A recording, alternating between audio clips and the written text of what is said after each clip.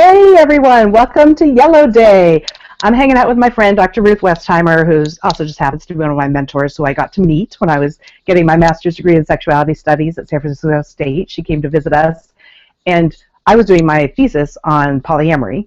She didn't know what that was. She said, "Polyamory? What is that?" And she wanted me to send her my book when I got it written. Well, I didn't get a book written, but I did publish my thesis, which was pretty awesome. But anyway, she wrote, "To Melita, best wishes, Dr. Ruth Westheimer." Pretty exciting. So I love this book. It's yellow. I thought I'd talk about her today. She also really ties in with the topic, with the question I wanted to ask, which is a question that I asked quite a few of the librarians. This was one of my business cards that I gave to the librarians on our celebration tour this summer, where we visited 24 states and Ontario and gave books celebrating diverse sexuality and gender. And this was one of my favorite questions to give them because it always made them a little uncomfortable, but we also had some really good conversations. So the question is, who talked with you about DSG, diverse sexuality and gender, when you were a kid? And I'm going to give you a second to think about what you would say in response to that question, because they were all a little like, deer in the headlights, and you may be feeling that way too.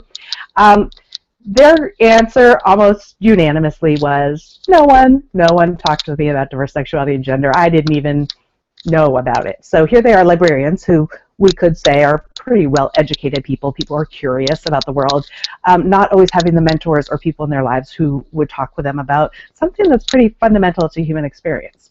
So I wanted to share a little bit about who talked with me when I was a youngin', but first I want to show you a super cute picture of myself so that you can imagine me, go back in your head and just imagine what I was like. This is me at age 3 in Boston, Mass, at my kitchen table. You can see we had very 70s fun things going on with the curtains. And then just to give you a sense, so that's obviously before puberty. Just to give you a sense, this is just after I had 2 really pivotal experiences in my life, where I learned about human sexualities as a 6th grader at my church, where we had a comprehensive sex ed class called About Your Sexuality. It's now called Our Whole Lives. I'm now a teacher of that. I've taught that class to middle schoolers and high schoolers who it tends to be taught to, but it's a curriculum that spans the whole lifespan. So all the way from youth, preschool, all the way up to elders. So, for instance, when Dr. Ruth says, I want people to be having great sex when they're 99, I'm like, yeah, she totally would be our whole lives teacher, I think, with that kind of attitude. And then the other thing is, not only did I have that class when I was in 6th grade, and I took it with my best friend, and that was really fun, and it was taught by a man and a woman, and they really were able to model what it was like to be able to talk about intimacy and healthy relationships, and what does sexuality look like, feel like, taste like, seem like how do you know when you're ready? So they really asked some really good, great questions. They also told us about they're lesbians, they're bisexual people, they're gay people, and transgender wasn't a big thing at the time, so gender identity wasn't as talked about, but definitely sexual orientation was something that was very talked about in Boston, Mass, at my church when we were doing the About Your Sexuality course. And so I'm going to show you this picture because I'm in 7th grade. My little sister was just born, so it's almost her birthday, so this is a little bit of a celebration of her too. I got to be at her birth. There I'm in 7th grade. We're there with our godmother, who's welcome here into the world as well. And I had just gone through that experience in 6th grade. I was here in 7th grade in this picture you just saw.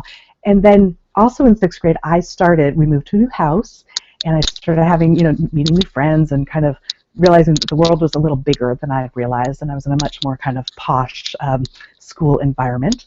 And a lot of really brainy people around me and really interesting and cute people. And I started to notice that, especially by 7th grade, and I was getting my groove on. So I was really happy that by 6th grade I'd had a pretty firm sexuality education through my church. But I also remember turning on Dr. Ruth's talk radio show called Sexually Speaking. And I think it was at 9 o'clock on a Sunday night. It was definitely a school night. And I remember turning it on in the dark and listening to it and just being fascinated by everything she was talking about.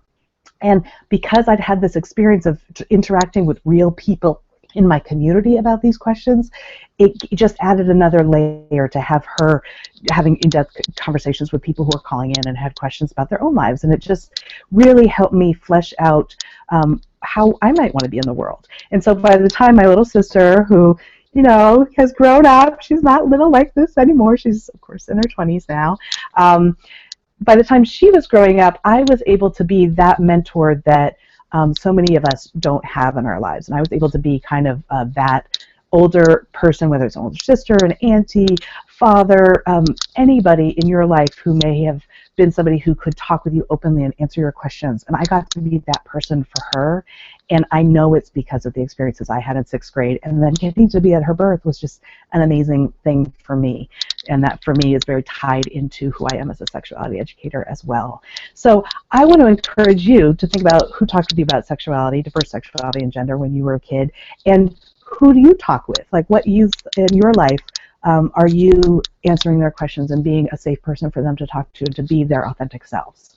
So in the meantime, until I see you on Green Day and we'll answer another question, think about that and think about how do you celebrate all the people in your life wherever they may fall on the spectrum of diverse sexuality and gender. Bye, everybody.